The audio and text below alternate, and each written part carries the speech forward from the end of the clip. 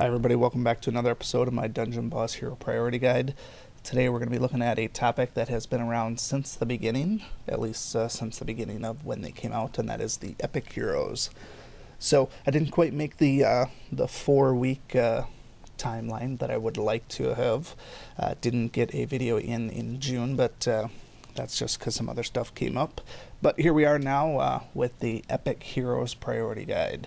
So just a quick note here. This is going to be a little bit more subjective and based more so on my experience as well as common endgame meta as far as that goes. Being that the epics are mostly endgame, we're going to assume that the priority guide should also reflect the endgame. So with that said, just looking at it, there are a lot of epic heroes, at least compared to the other priority guides that I did. We have a whopping 24 of them. So breaking these down subjectively is a little bit, like I said, subjective. That being said, I did consider some of the stats, but if we just look at it for a moment here, there are a number of heroes that had attack as their primary stat. Not very many in the grand scheme of things, less than half of them. There are a few that had health as their primary stat. And then the vast majority of them actually had defense as their highest stat. So we'll get into the stats a little bit later, but essentially what I want you to be aware of is when we start looking at epic priority, not every one of these is going to matter. In fact, I've stripped this out to what I'm going to consider the quote-unquote real PvE heroes. When we look at epics, we're really only interested in two things. We're either interested in the effect that it gives or the stats that it gives. And that plays a part in PvE versus PvP. If you're one of those people who is interested in the skin that it gives your hero, then that's a whole different thing. That doesn't really mean anything. So we're interested in what effect does it have and what are the stats. So when we consider PvE, the only PvE heroes that I really care about are ones that have an effect that are going to directly benefit the entire team and make things like auto-run teams much more viable. Sure, some of them like Nimriel or Willow who do extra damage, or like Cobalt who does 5 attacks, sure, that's great, but that's not going to help you on any type of an auto-run team. So I've broken this down into the 10 most important PvE heroes, and then we're going to break this down a little bit further. So with these PvE heroes, we need to look at what their effects are and what is it that we're actually looking for. So the first ones that we look at with the effect, which is in my opinion the highest priority, is those that are the healers. So we have 4 people that do some sort of epic heals. 3 of them actually are heroes and then healers, and then York is kind of an extra one who just happens to heal as his effect. The next cluster of ones are those that do some sort of an AoE attack. Shadowblade, Bulbous, and Torchy are clearly AoE attacks. Lupina is a little bit different. She kind of falls into a support role of sorts, but if she is on a Beasta team, she is going to invoke a mass attack, which is the equivalent of a mass AoE attack. Then the last one is just a support role, where Hansuke, he provides that defensive buff. Igorok produces chilling or freezing skin, I can't remember which one it is, and he also has the epic shatter team as well. So those are the different types of effects that will directly impact the entire team. When we're talking about auto run teams, obviously the heals are very, very critical, so we have to look at where they actually fall there. So as far as rankings go, because healers rank the highest in terms of this epic effect, it's no surprise that Yasmin is number 1. She's largely considered to be the best healer in the game right now. York is a close number 2 because he is part of that epic undead team, and even if you don't use the undead as an auto run team, having York around just for the undead team will get you through almost any of the more difficult event dungeons that come up. They can beat almost every team or every other dungeon for that matter. On Dagran, he is in the top 3 because he has a mass heal as his epic. If you run an auto-run team with Dagran and the Dwarves, it's going to be pretty viable, and that heal is going to be a big part of that.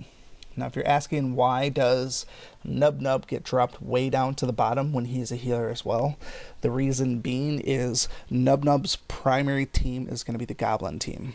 The thing with the Goblin team is they do a lot of damage very, very quickly. So if you're used to running Goblin teams with the amount that they crit and the extra damage they do, a lot of times Nub Nub doesn't even get a turn because they're dead usually by the time one or two of the other ones go. And so therefore, with him being slow, he has no way to speed up that process to heal as much or on the same level as someone like Yasmin does. So he gets some serious points against him for that. So after the heals, which are the most critical parts, the next one is going to be the AoE attacks. So Shadow Blade is definitely the best one after that because he deals the most damage out of all of those guys. So definitely Shadow Blade is the highest there. And then Bolvis. A lot of people don't put a lot of stock in Bolvis, but Bolvis is pretty awesome. And his wounding attack is unlike very, very few. There's not very many instances to wound. And I think Hopper's the only one that actually wounds an opponent. So it's a pretty cool effect. And it also does quite a bit of damage. Torchy does a lot of damage as well, but it is not quite the same as the other two in terms of total damage output, in my opinion. I might be wrong on that, but I marked him after Bolvis because Bolvis can survive a little bit better, especially when we're considering an auto-run team. I would much rather have Bolvis on there than Torchy, but in all actuality, if I'm running Bolvis on a team, I might want to have Torchy and Lupina on there anyways to round out a beast team. So that would be something like Yasmin, Lupina, Torchy, and Bolvis. And then if in the future there's a beast healer that comes out, that would replace Yasmin. The bottom three, Hansuke, Nub Nub, and Igorok. Hansuke definitely gets the lead in terms of support. He plays a great role in the undead team, constantly buffing defense. I also use Hansuke when I run Permafrost Ice Cavern. I'll run him with the 3 green goblins. I'll put him in the first position. Saves those guys from getting one shot quite frequently. I put Nub Nub higher than Igorok because Igorok's epic is mostly garbage in my opinion. I don't use him for PvP. I don't use him for PvE. His epic almost means nothing to me for what it's worth. So let's switch gears then. When we talk about PvP, there are a lot of heroes in PvP. There's no doubt a specific meta that's in place, and certainly some people use epic heroes in PvP, but not every PvP meta hero is an epic hero. So, keeping with the PvE theme, I picked out the top 10 of the epics, not just the top 10 PvP, top 10 epic heroes that will be in PvP. Most of them are the same, but we do have some new ones in here, particularly Kira. Kira's not really necessary for auto-run teams on PvE, so he doesn't really fit the mold there. So we brought him in. We also brought Shade in. We also brought Emily in, and we dropped a couple of other ones like Yorick and Dagran, for example. So when we look at PvP epic heroes, now we're getting back full circle to those stats. We don't really care about the effect anymore because most people when they're doing PvP, we're doing actual skills, with the exception of those of you that use Yasmin on PvP offense, which I use Yasmin when I go against some Furnace teams, when I take her along with Lily, for example, because she will just do regular attacks and sometimes do an epic attack there. But for the most part, we're taking epic PvP heroes because of the extra boost to the stats they get. So if we take a quick look, we only have 2 people that have a buff to their actual attack as their primary stat. So this here, attack in my opinion is probably the single best PvP stat that you can upgrade. An attack of 30% is pretty amazing in the grand scheme of things. And the fact that the Shade gets that makes him a very high candidate for one of the best epics out there. Emily, her attack is largely negligible. I don't really consider it as a high priority, but it's certainly helpful because you can stack her defense and damage reduction and still get a little bit of extra attack out of her. There are a lot of them, most of them actually, that have defense as their buff. So picking these guys out in terms of the best and the worst, That's kind of subjective. I'm not going to get into that too much. I'm not overly concerned about which of these guys is the best because of their defensive stat. That's something that you guys can debate a little bit further. I will put out my suggestions, though, in terms of what I feel is the importance here. But we'll get to that in a second. And then that only leaves one person, poor Shadowblade, whose primary epic stat is health, which has got to be the biggest waste ever. I don't know why we need health on Shadowblade, because he dies easily anyways. Fortunately for us, and you don't see it on here, his second stat is actually 20% attack. So he's right up there with Shade in terms of the bonus damage. So he is a little bit better than some of the ones who have plus 30 on defense and then the plus 20 in other stats. So, as far as rankings go, PvP-wise, Shade is definitely number one because he gets that plus 30 attack. You cannot put a price on that. I would have put Emily number two, but that's not really necessary. Her attack buff that she gets with the 30% isn't probably as good as what a 20% buff would be with Shadowblade, so I bumped Shadowblade up to number 2, Emily down to number 3. The reason being is Emily can benefit from her other stats as well. From there, looking at the overall stats, as far as defense go, Kira doesn't really matter what his defense is. His skill is in dodging stuff, so it doesn't matter what his defense is, but that extra defense does help him survive a little bit, and Nub as well. It's a little bit of survivability. But the ones that you want to have defense are definitely Yasmin and Bulbous, because those two can survive quite a while if you really stack defense and damage reduction. And that's what a lot of people will do with Yasmin. They'll just stack her with as much bulwark and damage reduction as you can get, and then she just keeps on healing the team over and over. So when you get out those long drawn-out fights like with Furnace and Bauble and maybe Astrid, you bring along one person like Lily and then maybe even another nature hero, and Yasmin can just keep the entire team along while you wait for Lily to buff up. The last ones, Lupina, as far as her skills, she's the last place because honestly none of her stats matter at all to me. The only reason Lupina is in the fight is to invoke beast attacks and to do the Chaos Howl. Same thing with Torchy. Torchy didn't quite get the bottom of the barrel, but you want to increase Torchy's defense and damage reduction as best as possible. Again, he's not in there to do any type of serious damage. He's in there usually just to silence somebody. And if he can't get out of the first round, he's useless. So, and then Igorok just fits kind of in the middle there. He's just another one who has a high defense. So he still gets killed so easily though by your Viperias and your Lilies. I mean, he's very squishy for a tank, and he's just not anywhere close to on par with what he used to be when he first came out. So where does that leave us then? We need to know we looked at PvE and PvP, and we're curious, where does that leave us? It wouldn't be a true priority series if we didn't pick a true winner. And the drum roll, the winner is, you guessed it, Shadowblade. So why do you ask, is Shadowblade the highest priority epic that you should be getting, and not someone like Yasmin, who I said before that is the best healer in the game?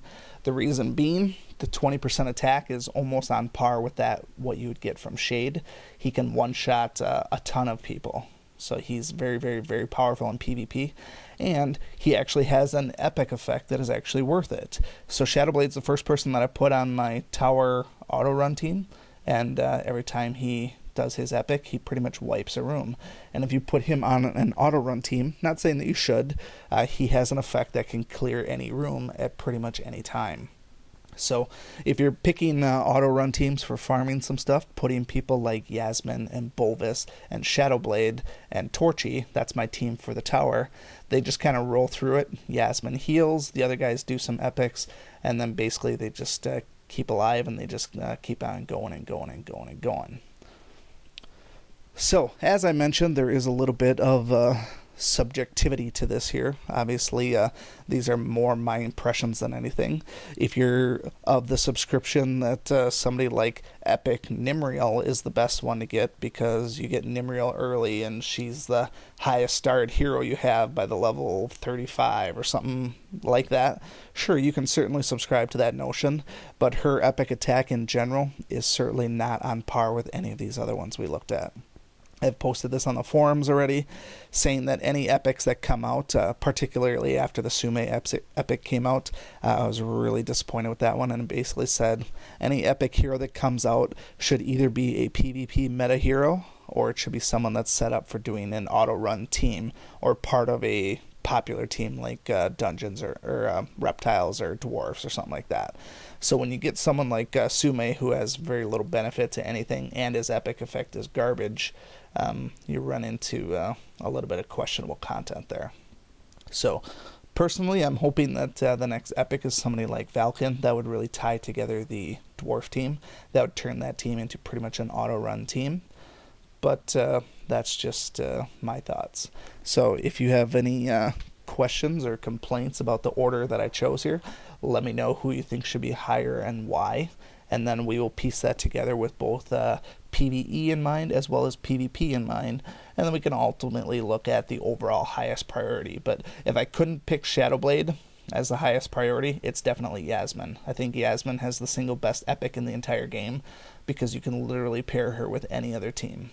The only time Yasmin does not shine is if you're running her in an all-nature dungeon, at which point I would either pick Dagrand or Nub. But if you're running all-nature, I'm just going to run goblins and pick Nub. So, because he doesn't even have to do an epic to heal people. So that is the hero priority guide for the epics. I do have one more video planned for this series. If you have a particular topic you would like to see, feel free to let me know. I will definitely consider it. Otherwise, in let's say maybe 4 to 6 weeks, we'll do the last one of this series, and we will probably retire this one. So any questions, comments, concerns, feel free to leave them below. Otherwise, we'll stick around. We'll have more for you again next time. Thanks. Thank you so much for watching this video and supporting my channel. If you like this video, please show your continued support by hitting that like button, and be sure to check out both my YouTube channels for new content all the time. And always remember, peace is a lie, there's only passion. We'll see you next time.